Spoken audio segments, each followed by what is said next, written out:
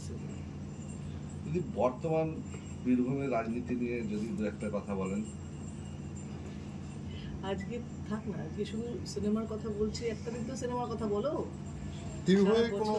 কোনো হলে কি এরকম রিলিজ হচ্ছে? বীরভূমে কোনো হল নেই, আমি তো দেখলাম যে কোনো এখন তো সিঙ্গেল স্ক্রিন তো নেই বীরভূমে, কোনো হল নেই। বোলপুরে আছে বলে বোলপুরে আমরা রিলিজ করি। এই কৃষ্ণদা অডিও ভাইরাল নিয়ে যদি কিছু বলেন যে কি বেসিসে দেখি দল দেখছে, দলের সিদ্ধান্ত দলের ওপরে, এরকম না যে তুমি শুনেছো আমি শুনেছি। দলের নেতৃস্থানীয় সবাই জেনেছে, তারা যে স্টেপ নিচ্ছে যেরমভাবে চলছে সেরমভাবে সিদ্ধান্ত। এই নিয়ে আমাকে দিয়ে কোনো কন্ট্রোভার্সির কথা বলেও লাভ নেই। কিন্তু দল তো এরকম দেখছে না, এরকম না যে জানে না দল।